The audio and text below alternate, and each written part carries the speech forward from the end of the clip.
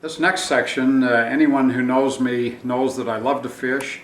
I began fishing when I was 4 years old, and there's a picture of me with a limit of 4 fish for a person under age 12 at age 4. And also I believe there's some other pictures, but I want to tell a few stories about fishing. The first place I ever fished was up on the Stoddard, where I caught the 4 fish when I was a little kid, and the largest German brown trout that I'd ever caught, a 7.5 pound fish that will be in one of the photographs as well. The boys and I have fished quite a number of times, many times, including recently. And one time when we were up on the Beaverhead River, we had caught some fish, and I had always let the boys reel in fish when they were close and make sure they didn't get too bored. And one time Jordan had not hooked any of his own fish, and we were catching some good sized fish, and it wasn't the same to reel in a fish that Dad had hooked. And as we were, he wasn't in tears, but he was pretty disgruntled. So this was a father's prayer answered. As we were walking back toward the car, but we're still going to fish in several of the holes on the Beaverhead River, I just said a little silent prayer. Heavenly Father, this little boy needs to catch a fish. And it was literally not a minute later that he cast out and hooked and caught about a 4-pound rainbow, about a 20-incher, and you'll see a picture of that. He was pretty thrilled over that. And then on the very next cast he hooked another big one, but it got off. He did catch, I think, a couple more fish that day, but that was a prayer that I offered that I'll always remember. Just recently, in fact, a year ago in 2007, Jordan and I went up there, just the two of us on the Beaverhead River, and we caught, I believe, something like 56 fish between the two of us. And there was one place where Jordan stood, and we were on a big sweeping section of the river, and he planted his feet, and other than hooking and releasing fish, he never moved, and caught 15 straight fish, all of them, and most of them in about the 16 to 18-inch range. We've had a lot of fun doing that. One time up on Hawkins Reservoir, it was Jordan and Blake and I. Hawkins Reservoir is just over the border by Aramo, and this would have been about, it would have been in the spring, probably late March of 1990. Good friend Ed Jemmett had introduced us to that place, and Jordan and Blake and I were up there fishing, and we were over on the south side, and Jordan and I had each caught 3 or 4 fish, and Blake hadn't caught any, and he was about 6 years old. And by the time Jordan caught the 4th fish, he had it. He just yelled at the top of his lungs, "That's my fish! You're catching my fish! That's my fish!" And I thought, oh man, what are we going to do? And so I helped him cast and get a good cast, and fortunately we were blessed and he did catch a fish, but that was amusing, we thought. One time about 1990, when Jordan might have been 8 or 9 years old, Ed Jemmett told us that they'd taken the limits off of Hawkins Reservoir for fish because they were going to drain the reservoir due to irrigation water. So we went up there middle of the week, took Jordan out of school, and the 3 of us fished. And I remember we caught a whole cooler full of fish. We caught 96 fish. Most of them were about 12 or 13 inches, all about the same age fish. But Jordan caught one that was 15 inches, and that was the largest. But there were so many fish, it took us over a half hour just to clean them. One other time up in Idaho, I took Blake and his friend Jeremy with me, and we were going to fish, but we got up there and we talked about there being a lot of frogs. There were some warm springs that came into Marsh Creek, and there were lots of frogs there. And so Blake and Jeremy, they were about 8 or 9 years old, you'll see a photo of them. They were far more interested in catching frogs than fishing, so I went off and fished for about 2.5 hours or so, just upriver a little ways.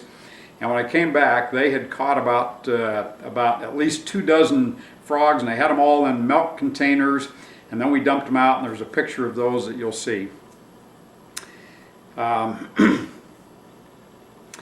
I'll tell you the story of the funny freed fish. Back in 1997, on July 24th, we had a couple of brothers that were with us. We got introduced because they spoke in our stake. They'd been converted to the gospel, and they were from Africa. And they came with us to the July 24th parade.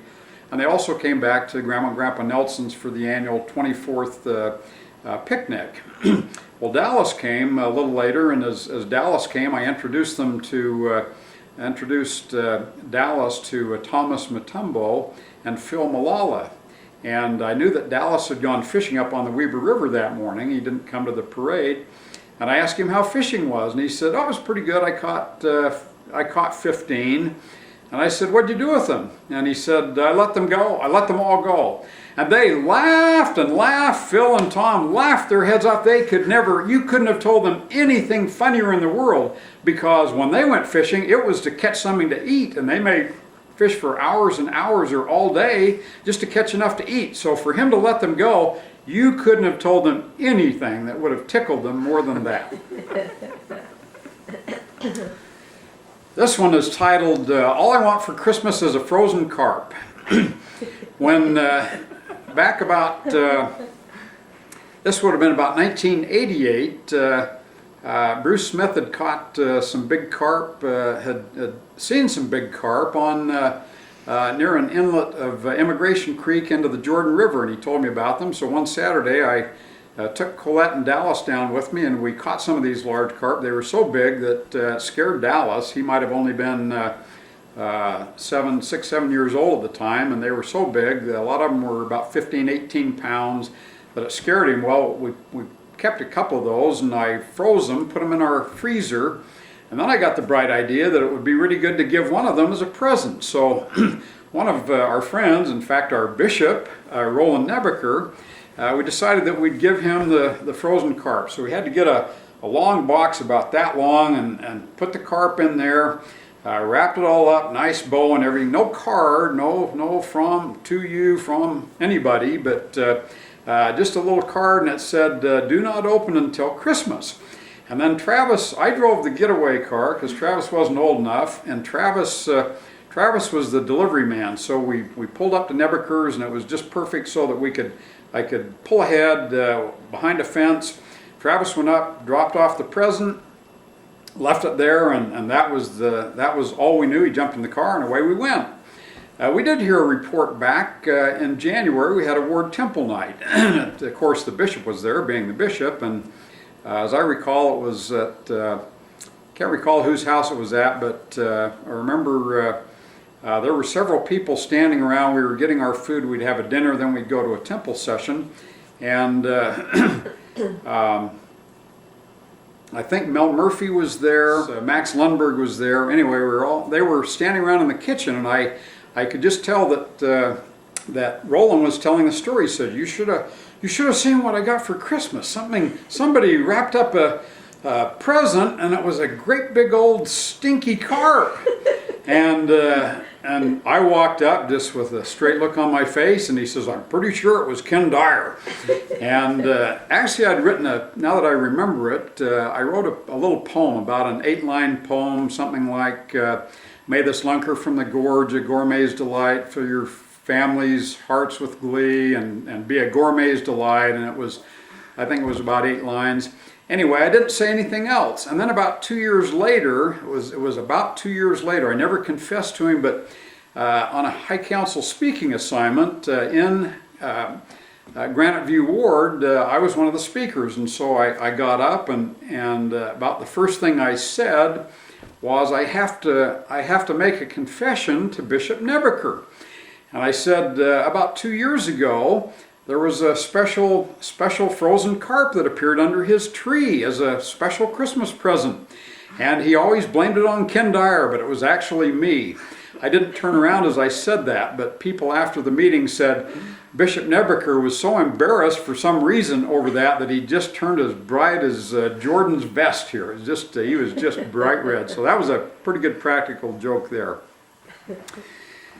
Here's what I'll call the instance of the charging fawn. it was only about 3 years ago. I guess it would have been about 2005. Dallas and I were up fishing on the Weber River one morning, and he had crossed the river, and I was on the north side and he was on the south side, and I couldn't see where he was. There was kind of some thick brush and he wasn't fishing right at the moment, but all of a sudden he yelled in the loudest voice, "Dad, look out!" And I just couldn't imagine what was going to hit me or what was going to happen to me. I couldn't even imagine what could happen to me.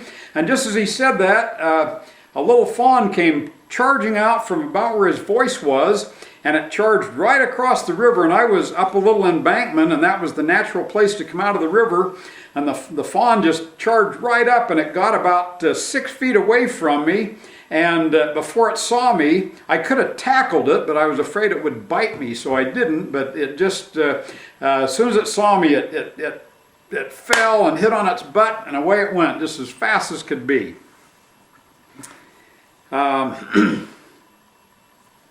This isn't really an amusing story or anything else, but I've got a picture in here of when the time John Springer, a really good friend of mine, asked me to go fishing to Flaming Gorge, and that would have been about 2004, I believe, and it was March, and there were only 2 boats on the lake. We were one of them, and I said to Joan before that trip, I said, I think I need to, it was on a Friday, I had to take a day off work, and I said, I think I really need to go on this trip. And my impressions were confirmed, because about 8:30 in the morning, I hooked a great big 26-pound, 41.5-inch lake trout, got him in, and it was the biggest fish that I ever caught, and there's a picture of that in this section too. Everyone that knows me knows that I play a little tennis, and the next section that we'll talk about will be a few tennis experiences.